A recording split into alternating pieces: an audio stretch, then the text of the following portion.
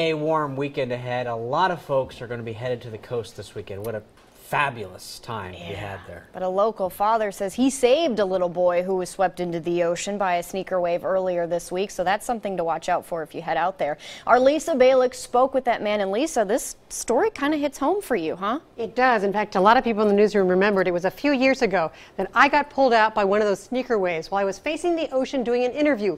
They are real, and they do show up in just seconds. It just splashed him a little, but then it just yanked him straight out.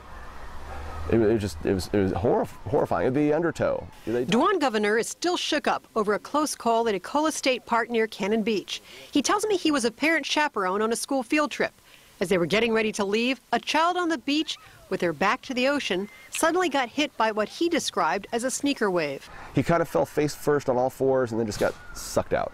Guvenir says he and the teacher dove in fully dressed. He was still being pulled out. He was going faster than I was, and I'm swimming to try to get to him, and he's going away from me, and I can see his face. He's screaming and clawing at me, and he's just it was terrifying.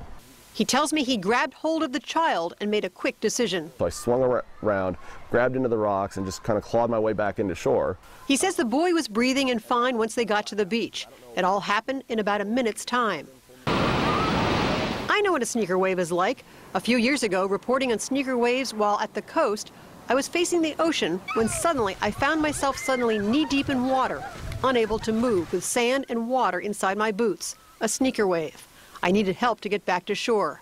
This Good Samaritan wants to remind all of us this summer, sneaker waves are real. I had no thought about anything except for his little face. I was following his face out to the ocean. I was going to get him. I'll tell you, it's a reminder for all of us to stay close by our kids this summer when we're at the ocean. A lot of times we sit back, we watch them play by the water, but you really have to have at least one parent down there. And also tell the kids, if they are pulled out, to swim parallel. Don't try and get back to the beach because of that undertow. There's no way they're ever going to be able to make it. My family got caught in a sneaker wave too.